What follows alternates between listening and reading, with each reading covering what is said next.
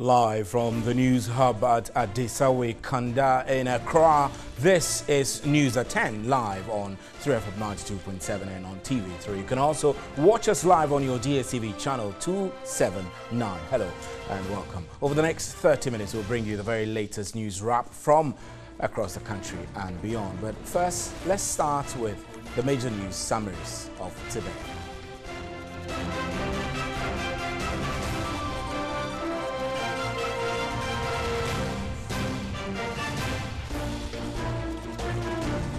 And a 41-year-old woman has been killed at Lavanya de Mer late Monday afternoon. According to reports, the deceased, Rejoice Atayao, was returning from the farm when assailants opened fire, killing her instantly.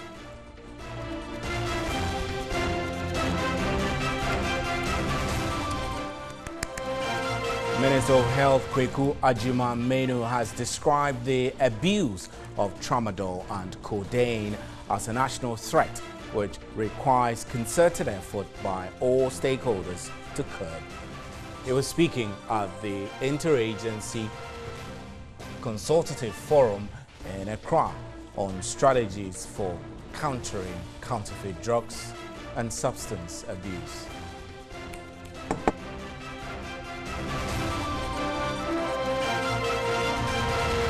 And more than 9,000 metric tons of different categories of locally produced seeds have been made available for the planting for food and jobs this year. This move is expected to increase availability of seeds to farmers under the project. The country produced 4,000 out of the required 15,000 metric tons of seeds for the project last year.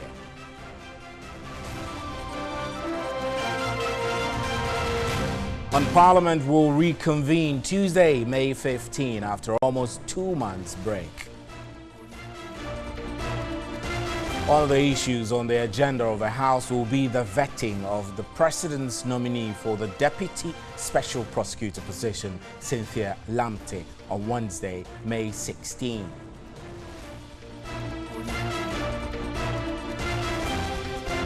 On international front, at least 52 Palestinians have been killed and 2,400 wounded by Israeli troops. Palestinian officials say it is one of the deadliest days of violence since the 2014 Gaza war. Palestinians have been protesting for weeks, but deaths soared on the day the U.S. opened the embassy in Jerusalem.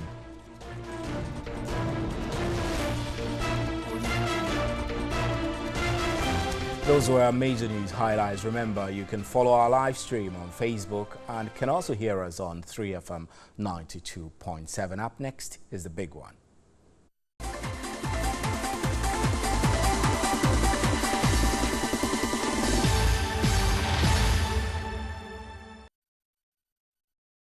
Welcome back. Now, a 41-year-old woman has been killed at Lavanya de Mer in the Volta region late Monday afternoon. According to reports, the deceased, Rejoice Atayao, was returning from the farm when an unknown assailant opened gunfire, killing her instantly. A second victim, and a 98-year-old woman who reportedly suffered head injury, was rushed to the hospital. The Lavanya and Nkonya communities in the Volta region have been embroiled in bloody conflicts nearly a century. It is unclear what necessitated this current attack. On Thursday, May 3, the Regional Peace Council, in collaboration with the Volta Regional Coordinating Council, inaugurated a peace committee to facilitate peace building.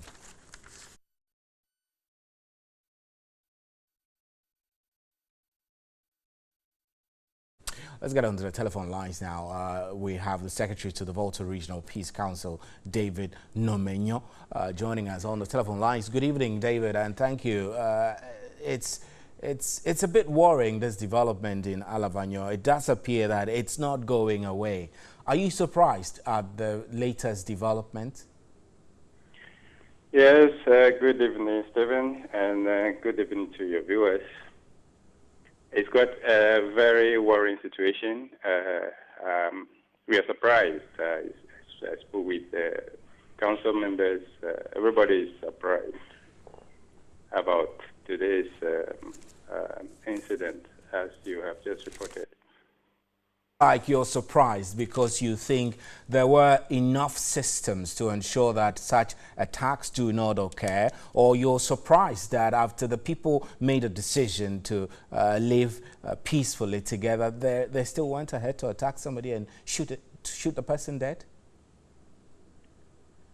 Yes, you see, the people that we met on 3rd May, it was barely 2 weeks ago, people from the two communities who were appointed by the chiefs, elders, and the community members themselves to represent them on the what we call Insider Peace Building Committee. Right. This group of people who are supposed to facilitate peace building in the community in a way to facilitate our work in the two communities.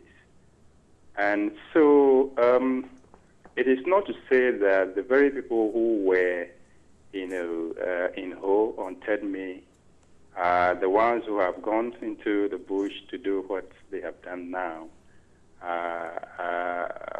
But definitely there are people from the communities. And so one will be surprised if at one breath you nominated people to constitute a group that will regularly meet to discuss issues, whatever they may be, and resolve them amicably. And then you turn around to... I can imagine.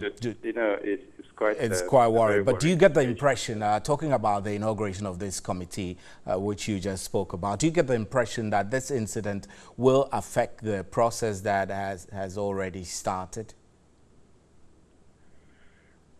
Yes, to some extent. I've spoken with a couple of the committee members. They are distraught, and it just hit everybody by surprise. And at the moment, everybody is down. Everybody is down.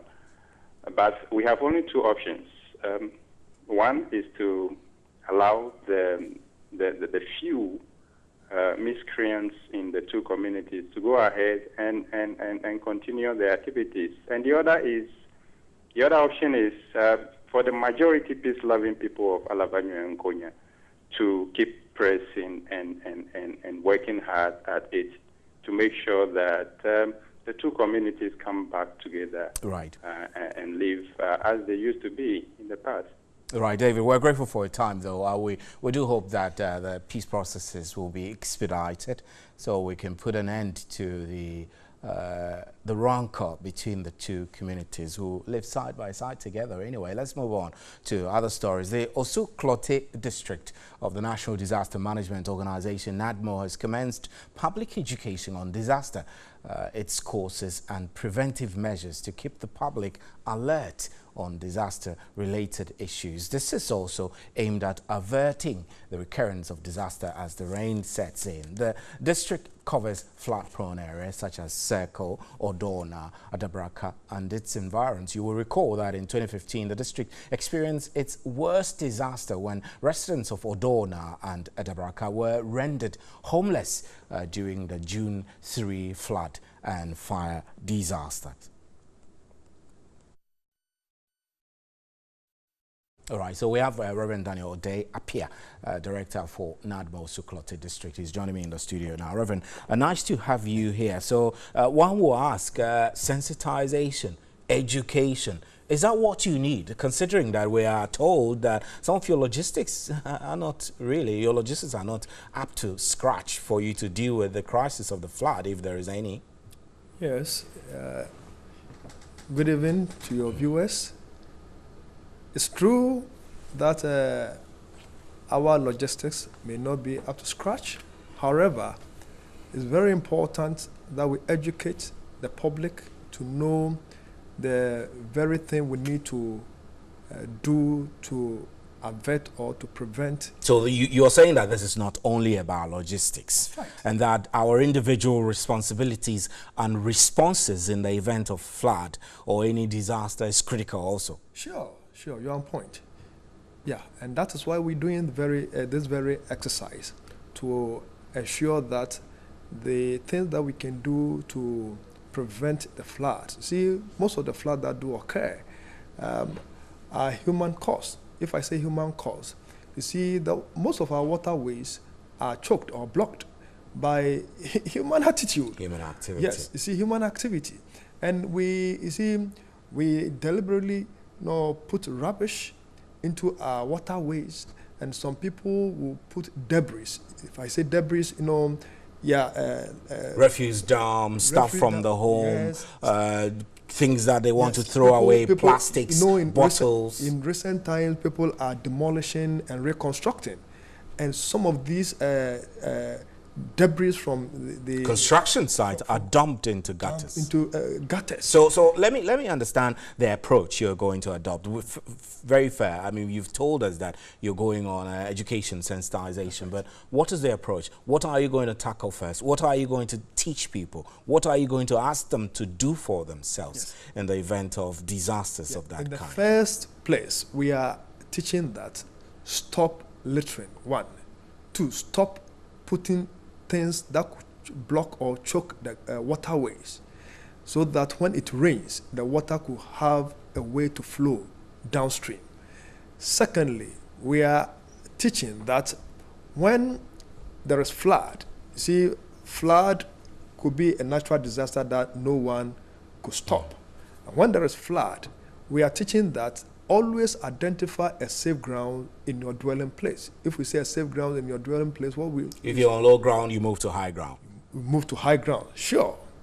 So identify what or where is a high ground in your dwelling place, so that when it is raining and you could see that flood is getting in, you quickly move to the high ground, so that when the flood comes in, you'll be safe. And we are also teaching that when there is flood, do not get into the water or the flood to try to rescue your items that are being carried away by the water. People do that and they lost their lives. But we are teaching that when there is flood and your things are being carried away by the water, just avoid trying to rescue it and move to the safe ground, so that your life could be saved. Because when you have life, you could work and make some replacement for your lost items. So these are the things we are teaching. And we are also teaching that during this rainy season, you see, when you're driving on the road... Are you hoping that this teaching, are you hoping that the people will just take it up and live by it, rather than, for example, enforcing existing legislation? Because if you come and you teach me how to go to higher ground, or you tell me that I need to stop littering and putting refuse in the bin, and you're gone, I have the choice whether I'll do it or not. So you don't think law enforcement is also pretty critical in ensuring that these things you're talking about will be done? Thank you. It's critical as well, but the two move together. You see, education and law enforcement always will move together to ensure that we get the desired result. Very, very critical. So that's what you're seeking to do. That's right. That's prevention. What about how prepared you are to tackle the physical elements of the flood? I mean, the flood has taken place. People have been displaced. How prepared are you for that kind of NADMO work? Good. Right from the top, we are fully prepared. In fact, we've been speaking with our boss, Nana Ajima Prempe, and the boss and the council have put adequate measures in place to ensure that when there is flood, we're able to tackle it. Right. Right, Reverend, we'll leave it here. We're grateful for it. Thank you. Reverend Daniel Ode Apia is the Director of NADMO for Greater Accra region. This is still News at 10. We're live from the studios at Adesawe Kanda in Accra. We have more news coming up for you. Please stay. Don't go away. Welcome back. Now, prospective candidates who picked nomination forms to contest the national executive elections in the upcoming National Delegates Congress of the ruling New Patriotic Party, NPP, have up to Tuesday, May 15 to submit their forms. Some candidates are therefore submitting their nomination forms effective today, Monday 14, at the NPP's headquarters. This will be followed by vetting of all the aspirants in the 9 positions which are up for contesting.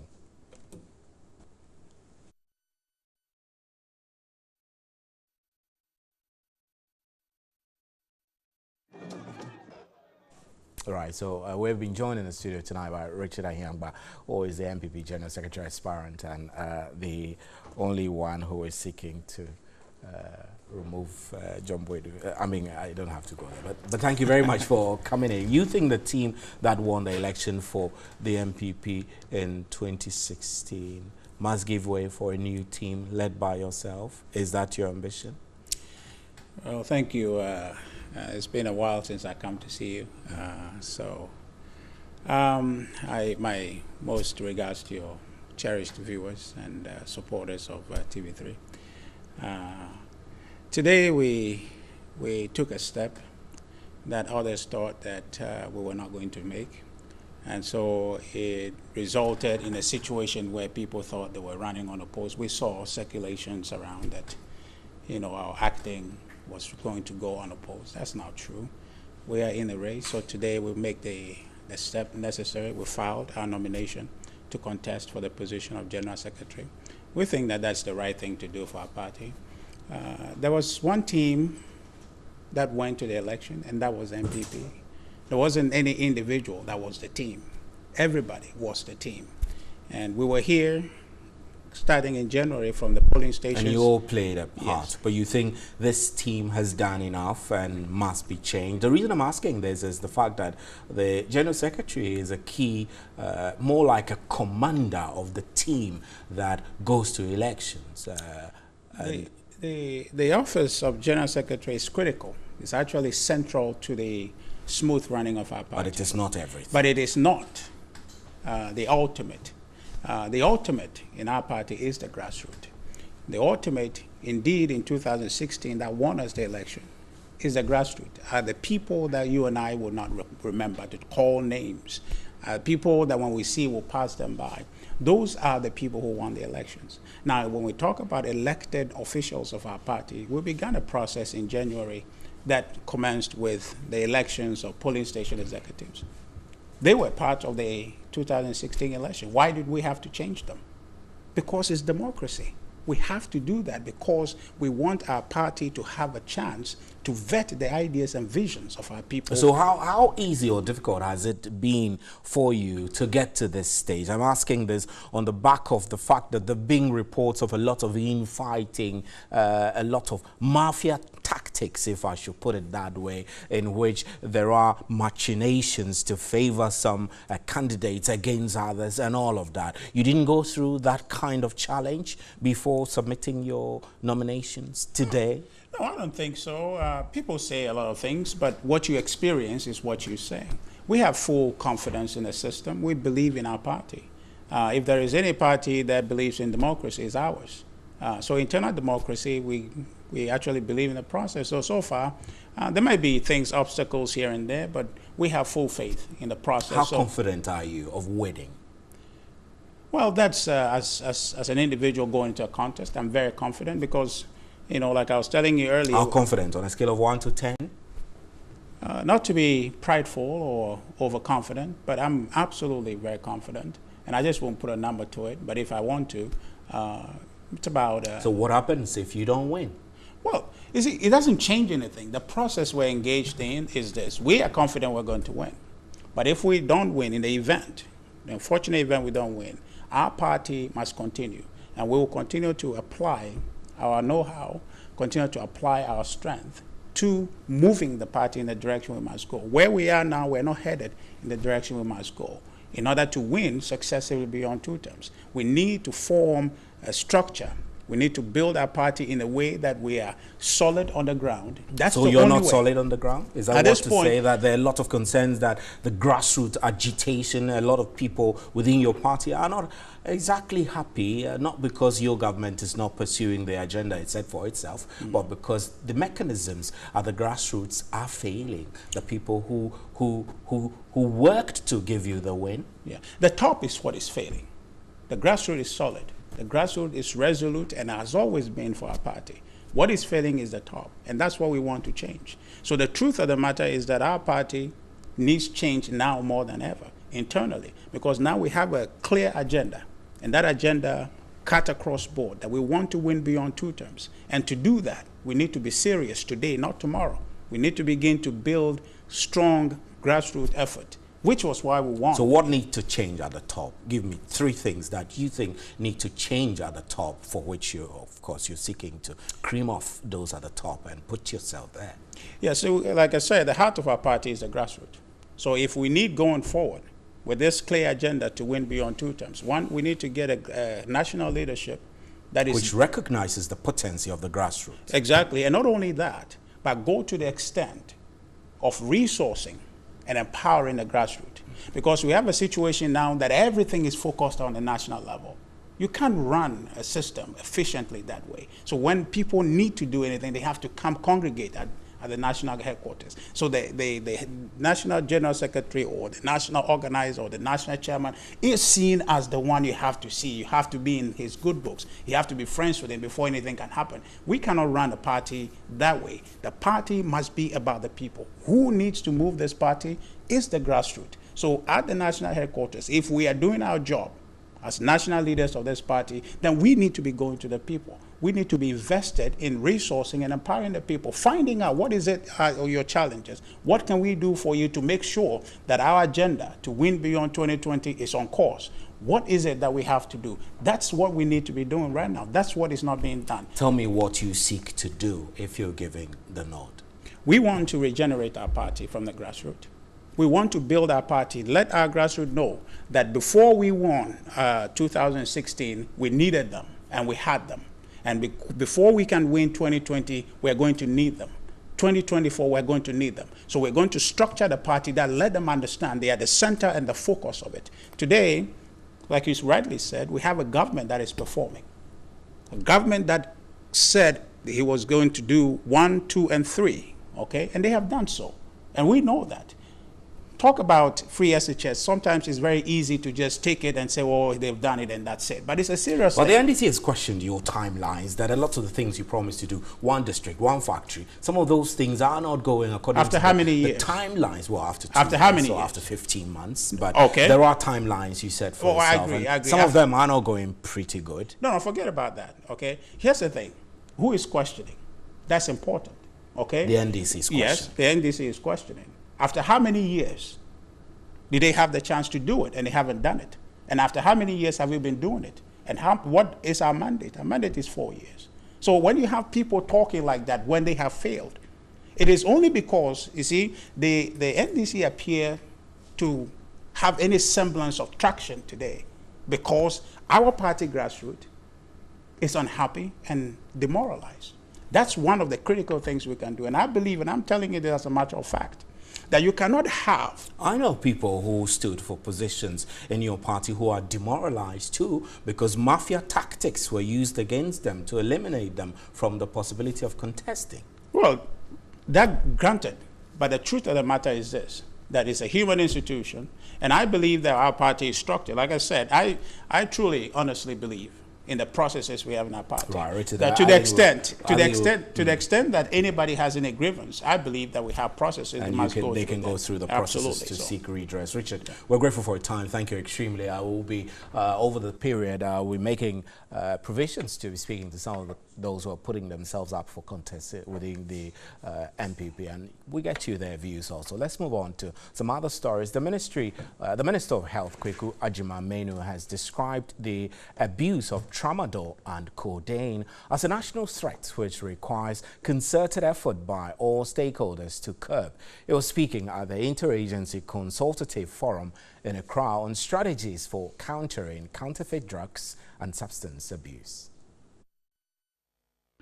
According to the World Health Organization, an estimated 1 of 10 medical products in low and middle income countries are substandard. Minister of Health Kukwa Menu expressed concern over the abuse of tramadol and other medicines. So it is a problem, and what we have to do is more advocacy by you and us together. Talk to people who are not there already shouldn't go there. Those who are there already should withdraw, because the side effects are just something that we cannot contain in the system. The irony of it is that when you become addicted so much to it, our systems are not very much improved yet. We don't have rehab systems, facilities where we can keep you and wean you off. He outlined the ministry's plan in dealing with the tramadol menace. We are scaling up our advocacy, public education on the side effects of continuous abuse of tramadol and this codeine thing. Now, FDA, in their strategic plan to work for the ministry and government, have started soups. They have intensified their checks and market surveillance systems, trying to look at what it is that shouldn't even come under here already. For them, FDA has approved just 50 milligram tramadol and 100 milligrams. We said this morning that it's a prescriptions-only medicine.